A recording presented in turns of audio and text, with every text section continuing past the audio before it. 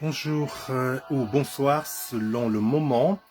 Je vous salue, vous deux ou trois qui avez l'habitude de suivre euh, mes questionnements et je vous remercie d'ailleurs de les compléter par vos remarques lorsque vous les entendez.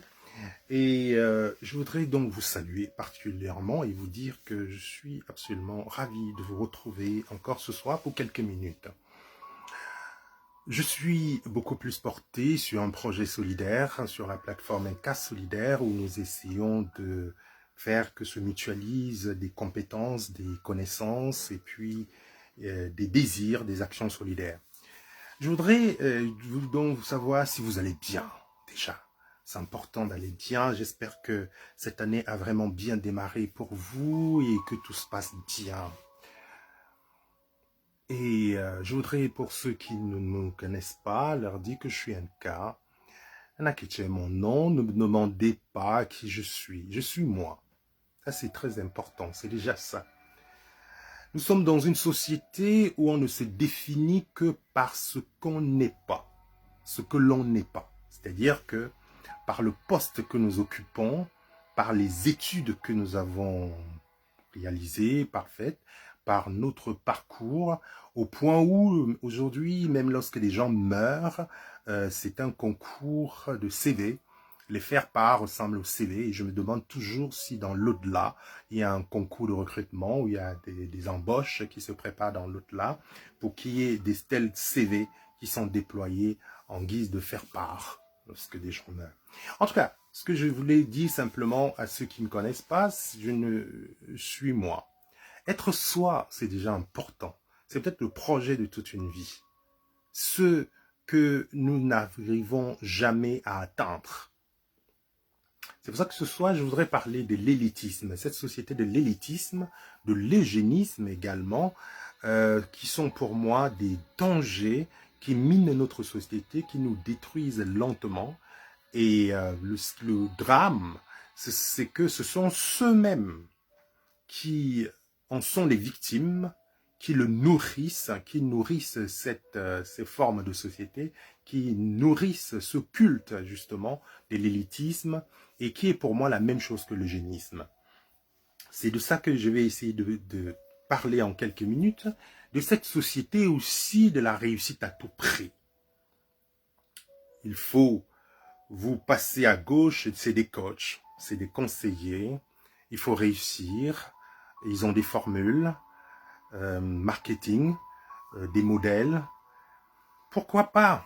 Mais ça commence quand même à m'inquiéter, cette société où on ne travaille pas suffisamment à faire que les gens se réapproprient eux-mêmes, que les gens s'estiment, mais à les entraîner toujours vers des conquêtes, vers la conquête à tout prix.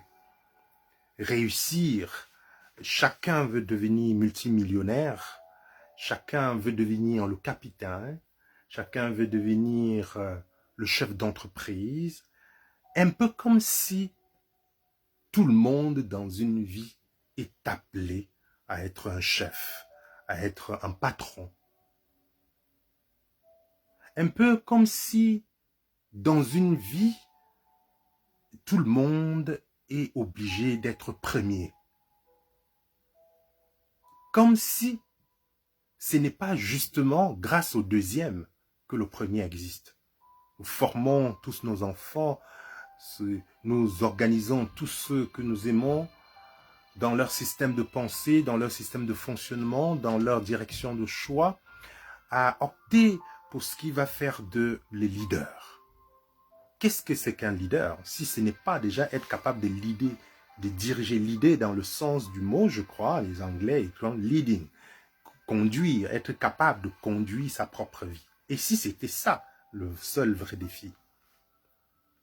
En quelques minutes, nous allons donc parler de ces choses qu'on ne nous dit jamais assez.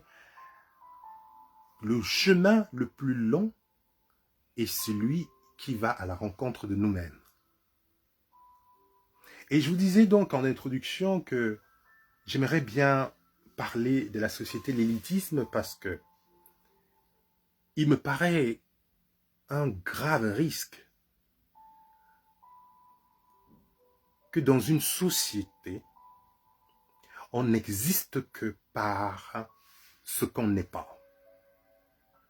Oui, parce que pour moi,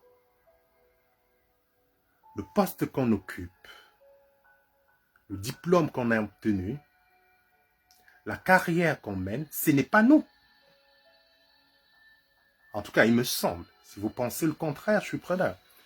Ce n'est pas nous. Nous, c'est la personne. C'est la personne qui s'adapte à toutes les situations. C'est la personne qui demeure elle-même. C'est cette chose qui est unique, en effet. Mais nous sommes de plus en plus construits, en tout cas, on nous amène à nous construire par rapport à ce qu'on devrait être. Et nous passons très souvent toute une vie à vouloir être dans la quête. Et nous oublions de nous rencontrer avec nous-mêmes. Je suis spécialement contre la société élitiste. Pourquoi? Parce que ce sont les victimes de la société élitiste qui sont ceux-mêmes qui nourrissent, qui entretiennent cette société élitiste. Les élites, si vous voulez, c'est de bonne guerre qui cherchent à protéger leurs acquis, à protéger leurs précarés. Mais ils ont besoin des gens qui applaudissent, les gens qui les célèbrent, les gens qui les reconnaissent.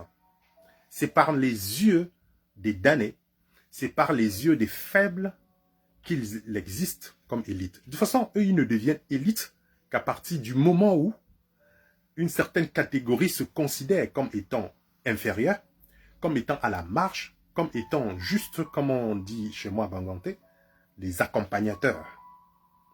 Parce que c'est la même chose. Une élite n'existe pas. En soi, non.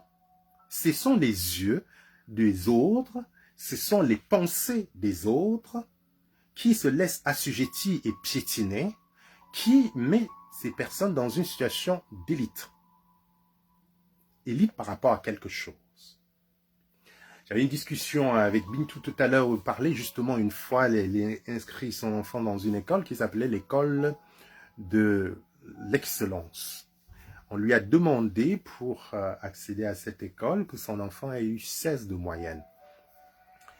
Déjà, la moyenne, les notes, c'est une convention. Ça ne présente en rien la qualité des personnes. Voilà pourquoi vous avez beaucoup de gens qui sont allés à l'école, mais qui passent le temps à réciter, mais qui sont absolument vides, qui ne connaissent rien. Et je le dis souvent, ce n'est pas juste un excès de langage. L'école forme de plus en plus d'idiots, de plus en plus de personnes stupides, de plus en plus d'ignorants. Parce que l'école nous donne un ensemble de connaissances, de corpus que nous récitons. L'école ne nous apprend pas à nous apprivoiser. L'école ne nous apprend pas à dominer notre environnement. Je n'ai pas oublié l'histoire de l'école d'excellence. Mais avant de raconter l'histoire de l'école d'excellence, je voulais vous recommander en ce moment, buvez de l'artémisia, c'est important.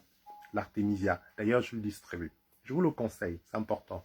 Parce que je vais vous raconter peut-être plein de choses qui peuvent vous paraître intéressantes, mais si ce n'est pas quelque chose qui change votre vie, qui a un impact, qui vous permet d'être bien. Parce que la première chose, c'est d'être bien, d'être en santé, d'être bien dans votre tête. Consommez de l'artémisia. Ça lutte contre le palu, ça lutte contre le coronavirus, toutes ces choses. Et beaucoup de bienfaits. Cette plante est combattue par les lobbies du médicament. Tout simplement parce que ça confère aux utilisateurs une autonomie. Et ça détruit la société de l'élite. C'est-à-dire que des gens qui peuvent se prendre en charge eux-mêmes pour ne pas là à attendre des autres. Le docteur Manenga en est mort. Aujourd'hui encore, je réagis à Céline qui dit que l'école forme des idiots. Oui, bien sûr, l'école forme des idiots parce que l'école nous apprend des connaissances que nous répétons. Mais cette connaissance n'est pas concrétisée dans le réel de notre vie. Et on le voit de plus en plus, beaucoup de gens qui sont allés à l'école, je dis intellectuels, mais complètement déphasés, qui vous parle des choses qui ne sont pas contextualisées. Je vais vous expliquer pourquoi. Et ce que je voudrais dire, c'est que, regardez par exemple cette Artemisia dont je vais parler, je fais la publicité. Je fais la publicité, pas parce que je souhaite que vous l'acquériez ce produit spécialement, c'est qu'il faut planter chez soi. Parce que cela vous confère une autonomie, ça coûte moins cher. Ça vous permet d'y arriver par vous-même, de lutter justement contre cette société où on vous dit ce qu'il faut faire, même pour ce qui est de votre bien-être. Moi, j'ai une amie qui m'appelle parce qu'elle voulait de l'artémisia. Elle avait pris déjà avant, à titre préventif, un peu comme ça en dilettante. Et justement, elle dit, elle est malade, asymptomatique, mais par contre, elle a passé à sa sœur qui fait la maladie. Elle me dit probablement parce que comme je consommais l'artémisia, justement, j'ai dû contracter le virus et cela m'a peut-être aidé à être asymptomatique. Par contre, ma sœur, quand je lui avais proposé à l'époque de prendre l'artémisia, il y a un frère qui distribue de l'artémisia, elle lui a expliqué, mais comme elle a fait une erreur de dire que c'est un frère, que ça vient d'Afrique, que c'est un produit d'Afrique. Le même produit, si on lui avait dit que ça venait de Chine, cette personne aurait dit, ah oui, les Chinois, ils sont très calés, la médecine chinoise. L'artémisia est un produit qui vient de Chine, mais qui fonctionne bien puisque, comme nous, il souffre de palu et autres, et chez nous, ça marche. C'est une plante qui a trouvé sa place en Afrique et qui se développe super bien. Mais vous n'allez pas le prendre parce que c'est un produit d'Afrique et parce que vous connaissez l'école. Céline, c'est de ça que je parle. Cette dame a répondu à sa sœur, mais non, les trucs là, c'est pas pour moi, c'est pas intéressant. Donc voilà, comme c'est quelque chose qui a un lien avec le noir, avec on oublie que c'est des plantes, que c'est de la médecine, que c'est pas une question, comme on a toujours dit, réduit tout ce que nous faisons à l'indigénat. Donc c'est de l'indigène, donc c'est quelque chose pour les pauvres. Voilà. Voilà pourquoi l'école nous a rendus idiots. C'est-à-dire que l'école nous a fait même croire que ce qui est bien pour nous, mais qui vient de nous, est forcément accessoire, n'est pas bon. Voilà pour cela que j'ai expliqué comment l'école nous rend idiots. L'école ne nous aide pas à nous retourner vers nous-mêmes, à comprendre notre environnement, à comprendre ce qui est bon pour nous. L'école nous remplit de connaissances et donc des connaissances qui sont déconnectées du réel, déconnectées de nous-mêmes. Cette dame a donc dit à sa sœur, oh non, non, non, non, non, ces trucs-là, avec beaucoup de condescendance. Parce qu'elle lui a dit, il y a un frère qui distribue ce produit. Maintenant, elle tombe malade. Cette même personne m'appelle, dit que j'en veux, parce que comme je suis insédu, je vais en bien prendre. Et puis ma sœur aussi qui est malade. Et quand elle explique à sa sœur, mais en fait, je ne suis pas très secoué, en tout cas je suis asymptomatique, je t'ai passé le virus, mais je vais bien probablement parce que je consommais de l'artémisia. Elle dit, mais pourquoi tu ne m'avais pas dit? Ça lui dit, bien sûr que je t'avais dit, mais tu avais eu plutôt un air condescendant. Jusque-là, elle continue avec cette connaissance supérieure. Parce que comme nous avons l'école, ça veut dire que nous nous considérons comme des supérieurs à ceux qui ne sont pas allés à l'école. C'est pour ça que je vous parle de la société élitiste, pourquoi c'était un piège, un danger. Elle lui dit, mais tiens, il faut que tu prennes quand même ce produit parce que les frères qui travaillent dessus, ce sont des médecins, sont des intellectuels, sont des chercheurs qui bossent vraiment dessus. Alors, elle est prête maintenant parce qu'elle est malade. Elle attend d'être malade pour l'essayer. Elle n'avait pas besoin d'être malade, vous voyez bien. Et de deux, c'est parce qu'on lui dit que ce sont des docteurs, ce sont des médecins, bon, c'est en sciences humaines ou en pharmacie, voilà, tout ça. En tout cas, un peu comme si, sans être docteur, on ne pouvait pas lui dire quelque chose de valable.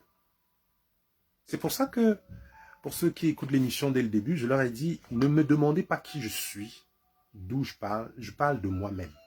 Parce que si notre parole ne vaut rien, si nous avons besoin de nos diplômes, si nous avons besoin de nos statuts, si nous avons besoin de notre carrière, si nous avons besoin de nos professions pour exister, c'est qu'on est en train de passer tout petitement, tranquillement à côté de nos pauvres vies.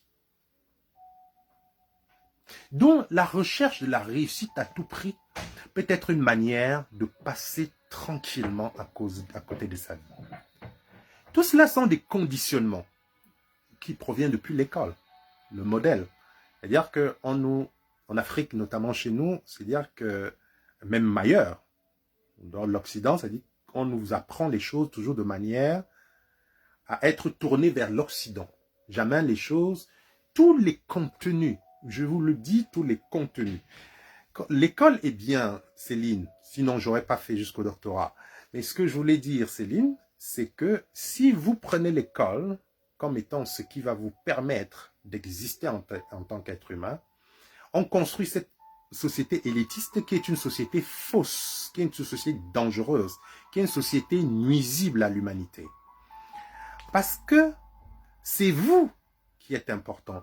L'école doit vous apporter un plus des éléments de connaissance que vous rajoutez à d'autres. Vous savez, quand je grandissais au village et que mon père m'obligeait à aller au champ, je ne savais pas le bien qu'il me faisait. Je me souviens de mes grands-mères. Moi, j'aimais beaucoup lire. Je me passionnais de tout ce qui était culture livresque, école, si vous voulez. Pas tant à réciter mes cours, mais vraiment à lire, à connaître, à vide. Pour ma grand-mère, il se moquait. Mon frère, qui était un peu moins bon à l'école et qui, dès qu'elle commençait à faire quelque chose, il venait l'aider à nettoyer son coquille. Après, le gars avait une grosse boule. Moi, j'avais un petit truc. Mais je me contentais, j'assumais. Et je disais, ma grand-mère disait le vaurien, là. Ben oui, parce que pour elle, c'était moi le vaurien. Mon frère était le sage, c'est celui qui a compris la vie. Ce qui n'est pas faux. Donc si je me contente de dire, mais non, parce que moi c'est l'école occidentale, j'avais trop bien compris, je lisais et je sais tout. Non. Justement, ce qui me sauve, et je peux rendre hommage, c'est que on m'a obligé, on m'a en quelque sorte forcé à allier la théorie et la pratique, à savoir aussi bien manier la danse de mes méninges que le mouvement de mes membres pour savoir être connecté à la terre, au réel. Où que vous alliez, il faut être connecté. Et justement, l'école nous déconnecte totalement. Regardez, honnêtement, on nous fait passer des diplômes mais qui servent à rien, qui sont creux. Vous avez des cursus, vous prenez des gars qui ont fait des études, même très calées, mais il est perdu. Parce qu'on a appris à répéter des corpus, des connaissances. Regardez même les devoirs qu'on vous donnait à l'école, qu'on vous donne même encore. C'est-à-dire que les professeurs vous posent les questions de manière à se rassurer que vous avez lu votre cours. Pas à ce que vous ayez compris. Est-ce que vous l'avez métabolisé? Moi, quand je discute avec des étudiants ou avec d'autres personnes qui m'écoutent dans des cadres de la formation ou autre, en tout cas, je leur dis, franchement, ne prenez pas des notes, ça ne sert à rien du tout. Si lorsque nous discutons, nous parlons, vous ne métabolisez, vous ne sentez pas ce truc fait corps en vous et vous fait changer tout de suite, ça ne sert à rien.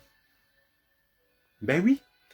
En tout cas, ce que je voudrais simplement dire, c'est que l'école est très déconnectée de nous et construit donc des modèles.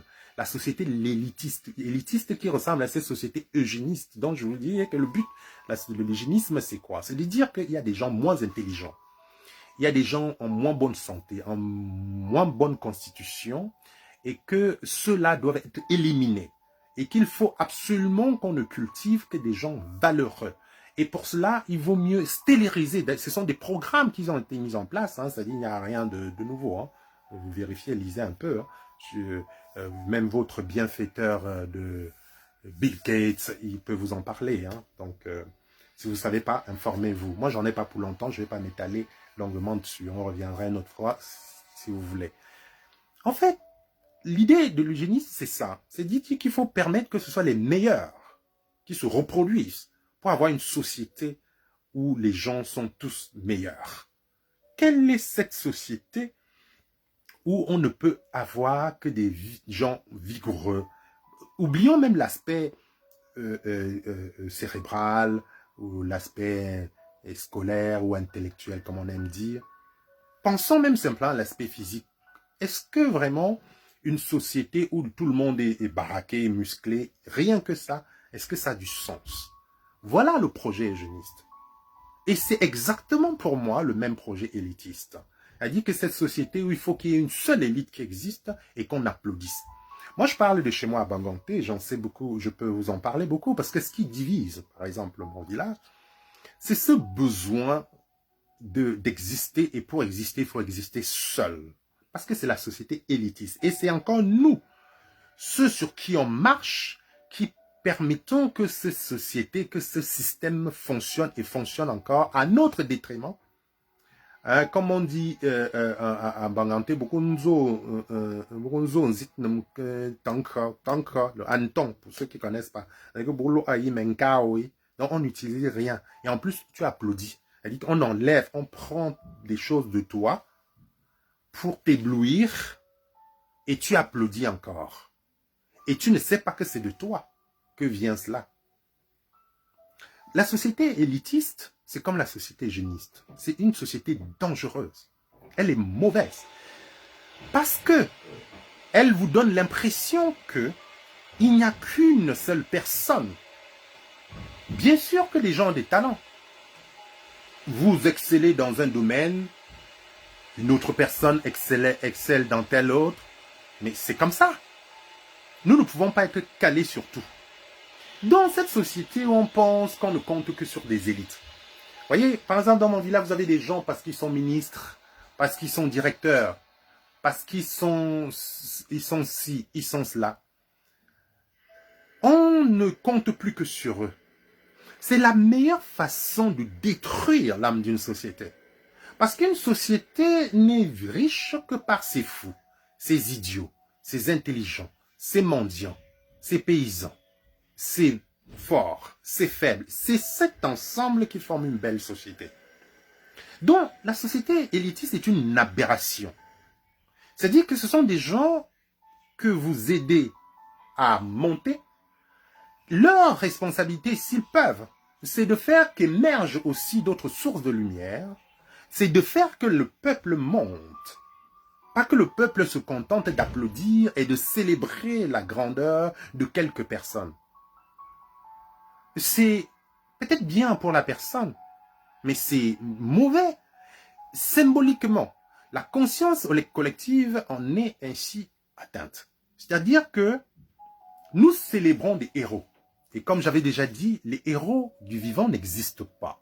Il n'y a pas de héros vivant. Une société où on ne regarde que d'une ou deux personnes.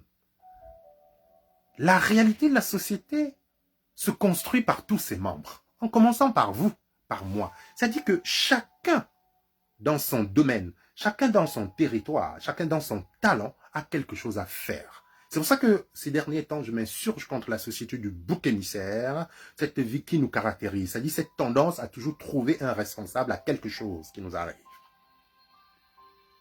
Ça peut être les politiques, bien évidemment. Je ne dédouane pas les politiques, vous le savez très bien. Ce sont des incapables qui nous entraînent dans le gouffre. Mais justement parce qu'ils nous entraînent dans le gouffre, est-ce que nous allons continuer à rester là, à attendre que dans leur bienveillance, ils changent un jour? Non, ils ne changeront jamais. Bien évidemment qu'ils ne changeront jamais. Et ils ont d'ailleurs raison de ne pas changer, parce que c'est à leur avantage. Mais si je passe mon temps à trouver les boucs émissaires, je ne me rendrai jamais compte de la possibilité que j'ai pour modifier quelque chose, déjà modifier ma propre vie. C'est pour cela que, pour terminer, parce que comme je vous ai dit, je ne voudrais pas m'étaler, on continuera une autre fois, dans cette société, qui veut absolument nous ériger des élites à tout prix, je considère que toute personne responsable doit être contre l'élitisme. L'élitisme, c'est de l'eugénisme. C'est une façon de dire qu'il n'y a que nous qui comptons et que vous n'avez plus qu'à nous suivre et c'est tout. Alors que non. Il faut libérer les énergies dans les sociétés. Et pour libérer les énergies, il faut justement que les gens sachent qu'il n'y a pas une seule personne sur qui on compte. Il faut que chacun sache qu'on attend de lui. Et pour cela, les élites sont des modèles nocifs, sont des modèles ravageurs pour le dynamisme, pour des acteurs. Je vous parlais donc de cet ami qui instruit son enfant dans une école, il l'appelle l'école de l'excellence. L'école de l'excellence. L'internat de l'excellence. Il dit, ok, ben ça c'est intéressant ça. Je vais inscrire mon fils parce que je veux qu'il excelle. Il se présente, on lui dit, il faut que ton fils ait 16 de moyenne. Déjà, je vous ai dit, la question de la note, c'est quelque chose d'absolument bête, idiot. Ça ne représente pas la qualité de la personne. Ce sont des critères qui sont absolument discutables. Et souvent même détestables. Il dit, d'accord, donc il faut que mon fils ait 16 pour intégrer votre école. Il dit oui. Il dit, mais au fait, votre école, c'est l'école des excellents, pas l'école de l'excellence. Votre école, c'est l'école des excellents et non l'école de l'excellence. C'est-à-dire que vous regroupez certains types de personnes d'après vos codes que vous considérez comme étant ceux qui doivent connaître, qui doivent dire, qui doivent diriger. Et en fait, vous êtes des médiocres. Vous faites l'école de l'excellence, mais vous n'êtes pas excellent, au fait. Parce que si vous étiez excellent, vous prendrez des gamins qui ont un niveau moyen, vous les aiderez à devenir meilleurs eux-mêmes, à devenir excellents. C'est ça l'école de l'excellence. Regrouper des gens qui ont un QI, qui ont des facilités, t'as rien fait du tout. C'est l'école des nuls. C'est-à-dire que ceux qui dirigent, tout au moins, sont des nuls. Parce qu'ils ne foutent rien. Voilà pourquoi vous allez retrouver dans des écoles privées, spécialement, voilà, dans des pays. Moi, voilà, on va vous dire, je prends par exemple le lieu où j'ai grandi, vous avez plusieurs exemples pour vous-même dans vos sociétés. On va dire, Dominique Savio, Vote, Lieberman, c'est les meilleurs. Oui, mais c'est ça. Et nous laissons éblouir par cela, alors que c'est faux. C'est vraiment quelque chose de factice. C'est quelque chose absolument... c'est du papier glacé, en effet. C'est pas la vraie société. C'est-à-dire que vous prenez des gens qui savent danser, qui sont de très bons danseurs, et vous dites, je vais former une académie de danse. Mais si vous formez une académie de danse, en réalité, c'est pour prendre des gens qui ont un niveau moyen et venir pour qu'ils s'améliorent. Vous rassemblez des gens qui ont tous un bon niveau, et comment vous pouvez appeler ça un internat, une école de l'excellence? C'est une école où vous vous rassemblez tout simplement les excellents. Cela vous donne moins de boulot, vous ne foutez plus rien, parce qu'ils sont assez autonomes, ils se débrouillent seuls, même sans vous, ils y arrivent. Voilà ce danger, la société de l'excellence. Parce que, et je vais m'arrêter bientôt, parce que nous sommes aussi dans cette société où on nous rabâche, même des coachs, vous allez trouver partout sur Internet, vous n'allez trouver que des gens qui vont vous dire, je vous donne la recette pour devenir riche, pardon, je vous donne la recette pour devenir puissant, je vous donne la recette pour être le meilleur. Ah d'accord. Le meilleur par rapport à qui? Le meilleur de quoi? Riche, pourquoi? Riche de quoi? Riche de quoi? Je veux dire que vous pensez vraiment, je vais être bête, je ne veux pas mourir bête. Vous pensez vraiment que Bill Gates, M. Moncam qui vient de mourir, M. Fotso, tous ces Dangote, tous ces gens, vous pensez que c'est vraiment parce que, c'est simplement parce qu'ils ont été les seuls à work hard, comme disent les Anglais, qui sont les seuls à avoir été tellement bons qu'ils sont riches et qu'il va falloir que tout le monde travaille à ce rythme pour être riche. Voilà comment on détourne notre jeunesse et du coup, à tout prix et à tous les prix, les jeunes se vautrent dans du n'importe quoi parce qu'on leur fait pas comprendre que c'est une démarche de vie, c'est un charisme, c'est un choix, c'est une orientation, c'est-à-dire tout le monde ne peut pas devenir Dangote, tout le monde ne peut pas devenir Bill Gates, tout le monde ne peut pas devenir le monsieur là, Zuckerberg, je sais pas quoi là. Pourquoi voulez-vous vendre des modèles exceptionnels aux gens comme étant une norme? Pourquoi? Pourquoi vous dévoyez notre jeunesse? Pourquoi? Apprenez, moi je pense que les gens, en s'apprivoisant eux-mêmes, ils savent, s'ils sont nourris d'une confiance en eux-mêmes, ils savent ce qu'il leur faut. Réciter, rabâcher au long des jours, et voilà ce qui encourage de plus en plus des jeunes à faire n'importe quoi. Et j'en parlerai une autre fois de la pédocriminalité. Vous savez, c'est que ce qui me porte à cœur, qui pousse des enfants dans les bras des pédocriminels et ainsi de suite. C'est la mode, comme dit Chantal sur le net. C'est-à-dire chacun vous vend des normes. On ne peut pas être tous Dangote. Pourquoi? Pourquoi devrait? D'ailleurs, je n'aimerais pas. Moi, je vous le dis, je n'aimerais pas. Mais bien sûr que je n'aimerais pas. Il faut l'assumer. Et en effet, il y a des personnes, si vous avez même beaucoup d'argent, ça va vous poser des problèmes dans votre vie parce que vous allez vous déposséder de vous-même. Vous allez, le plus grand trésor, vous allez vous déposséder du plus grand trésor qui est vous-même.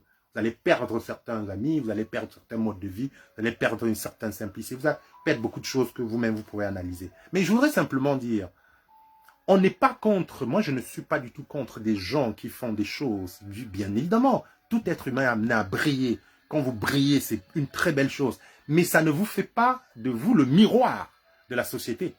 Je refuse cette société élitiste. Je ne suis que ce que je suis. Chacun, si quelqu'un veut prendre, il prend, mais il est hors de question qu'on m'érige en modèle de quelque chose, de quoi que ce soit. Les gens peuvent trouver des sources d'inspiration libres à eux.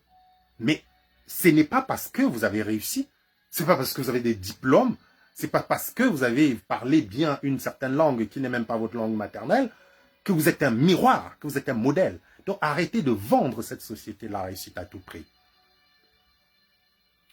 Je voudrais saluer tous nos amis qui étaient là. J'étais content de retrouver Petit Prince d'Imeco, Vianney Djega. Salut Cyril Chantio aussi. Hein.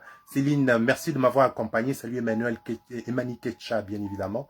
Et Julie Ben Hunt et tous ceux qui vont nous regarder même en vidéo parce que je vais bientôt m'arrêter là. Mais avant de m'arrêter, je voulais vous raconter une petite histoire de cet après-midi, de cette société où on ne nous vend que le besoin de réussir à tout prix.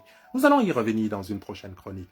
Et puis, vous savez, si vous ne me voyez pas, vous pouvez me retrouver sur YouTube. Hein. Je fais beaucoup de choses. J'ai une plateforme qui s'appelle NK Solidaire où j'invite des gens très différents à venir partager, mutualiser la solidarité. Abonnez-vous, vous allez voir.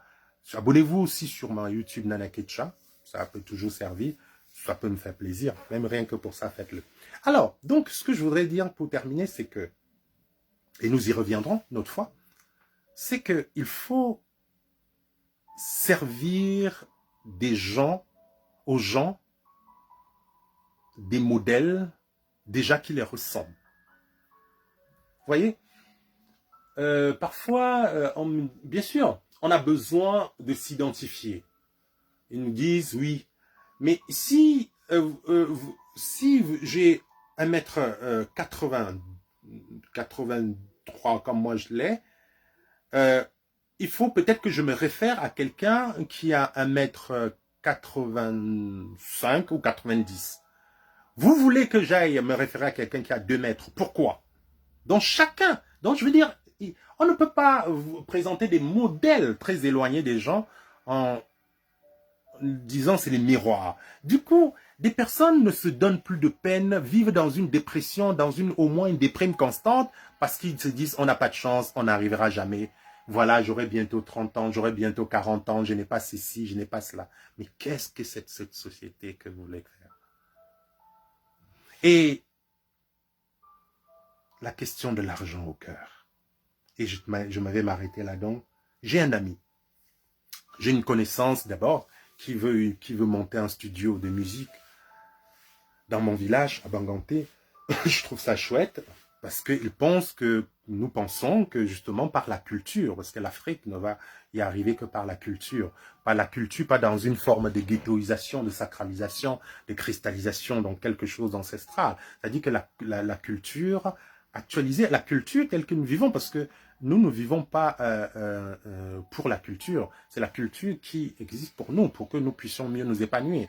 Moi, je prenais l'exemple, vous avez le Ghana, par exemple, qui vient de demander, qui est en train de développer de plus en plus la possibilité d'utiliser le pagne à l'école, pour les élèves, les étudiants. Et je trouve ça magnifique, c'est joli. Vous allez me dire, le pagne n'est pas forcément africain. Je ne sais pas si vous le savez. Le pagne vient d'ailleurs, d'Indonésie et tout ça. Mais, n'empêche, on se l'a tellement approprié que ça fait partie de l'identité africaine d'une certaine manière. Parce que quand on parle de la culture, il ne s'agit pas forcément d'un rituel inscrit un immuable, ancestral. Il y a ça, bien évidemment, que je respecte avec beaucoup de sérieux, mais c'est aussi ces choses que nous avons empruntées peut-être et qui font corps avec nous, qui ont un sens pour nous. C'est-à-dire que quand ce gamin met une tenue scolaire qui ressemble à ce qu'il met tous les jours, il est en phase avec lui-même, il est connecté avec lui-même, avec ce avec quoi il a toujours grandi, quelque chose qui lui ressemble parce qu'on s'est approprié. Voilà, il y a des choses très simples comme ça que nous pouvons faire pour changer, mais nous voulons toujours regarder des choses très très compliquées. Et donc, revenons à cet exemple pour terminer. Cet ami veut monter donc, parce que je parlais de la culture et cette nécessité de développer un studio de musique au village avec vraiment une qualité. Et on était inquiet parce qu'on dit, mais qui va être capable de tenir le projet? C'est pas facile, je sais. Nous sommes dans une société tellement dépressive que tout le monde est aigri et que chacun cherche simplement à vous trahir, à vous lâcher. Il n'y a plus de confiance. Mais en même temps, il faut avoir confiance. Sinon, si on arrête d'avoir confiance, la vie s'arrête.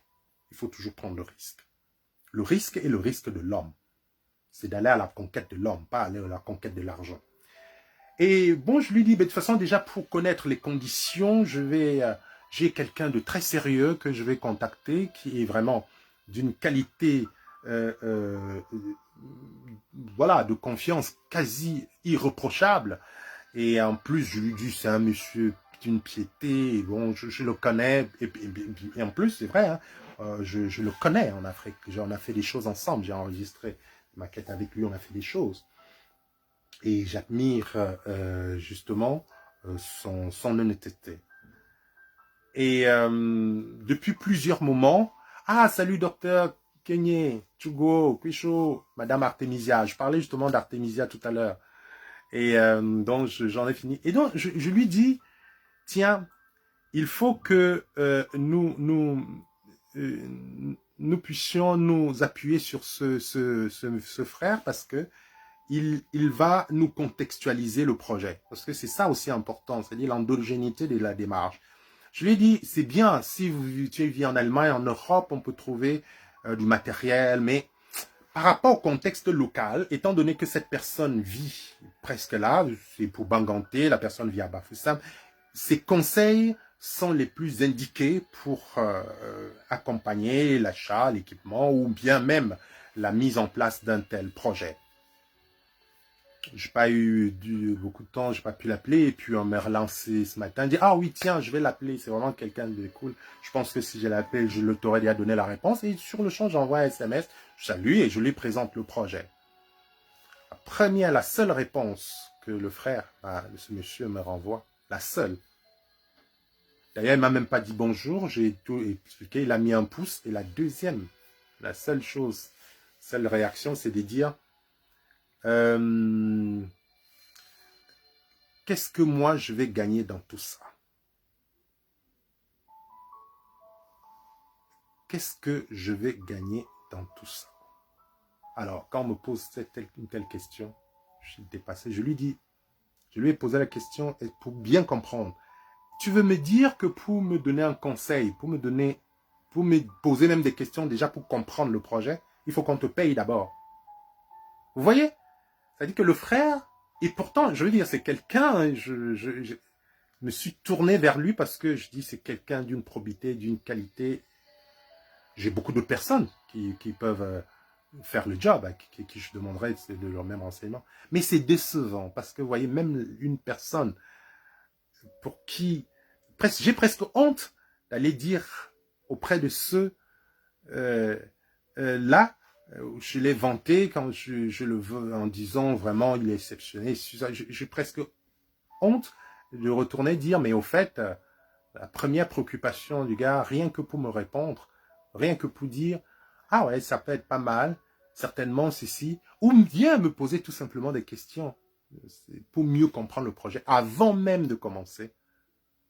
Et pourtant, je lui ai même proposé, je lui ai expliqué, donc, on voudrait, je voudrais ton avis parce que savoir s'il faut acheter les appareils localement, étant donné le contexte, des choses comme ça, et ainsi de suite. Et si ça t'intéresse, je pourrais te mettre en contact avec les promoteurs du projet pour que tu sois la personne ressource. J'ai même dit cela. En fait, bien évidemment, parce que si quelqu'un vous accompagne et que s'il y a des initiatives à prendre, il sera en première ligne. Malgré cela, il me demande ce qu'il doit gagner. Avant même d'avoir dit bonjour, avant même de connaître la nature du projet. Et tout cela, c'est la conséquence de cette société qui ne veut plus exister que par l'argent. Ben oui. Oui. Parce que nous pensons toujours à qu'est-ce que je vais gagner en termes pécuniaires, en termes d'argent. Alors lui, je suis allé le voir parce que c'était un être exceptionnel. Je pensais, en tout cas d'une qualité exceptionnelle. Voilà à quoi nous mène cette société où il n'y a qu'un modèle de réussite et où on nous vend le fait de réussir à tout prix. Parce qu'il y a une élite qui représente cette réussite par le fait de s'accaparer toutes les richesses. Et une fois de plus, n'oubliez jamais que toutes ces personnes que vous érigez en élite, n'oubliez jamais que toutes ces personnes doivent leur place à vous. Voilà. Ils marchent sur vous pour être ce qu'ils sont. Tout ce qu'elles sont, en l'occurrence, ces personnes. Ils prennent sur vous pour vous cuire. Vous avez compris, non?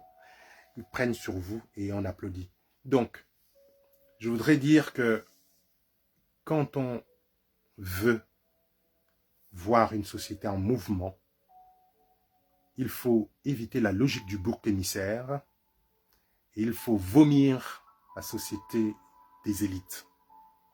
Parce que chacun est une élite. L'élite de sa vie, déjà, qui est singulière. Les modèles, parfois très éloignés, qu'on nous présente comme des miroirs, qui sont les seules références de réussite pour une vie, c'est de la fausseté. Ce sont des méthodes qui peuvent simplement vous aider à passer gentiment, tranquillement, à côté de votre vie. À très bientôt, je vous souhaite une très très belle semaine, une très belle suite. Je salue Bruno Ebolo qui nous rejoint par la suite, Chantal Ogada, bien évidemment, je salue encore. Docteur Kushu Shugo, Madame Artemisia, c'est elle d'ailleurs qui produit ceci que je vous ai présenté en début d'émission. Je vous ai raconté l'histoire. Ghislaine Zekeng et tous les autres, je vous salue encore. À très bientôt. Bonne semaine chez vous. À bientôt, soit ici, soit sur la plateforme Inca Solidaire, sur YouTube, partout, si vous voulez, si ça vous intéresse. Et puis, partagez et surtout aussi, dites-moi ce que vous pensez en commentaire. À bientôt. Au revoir.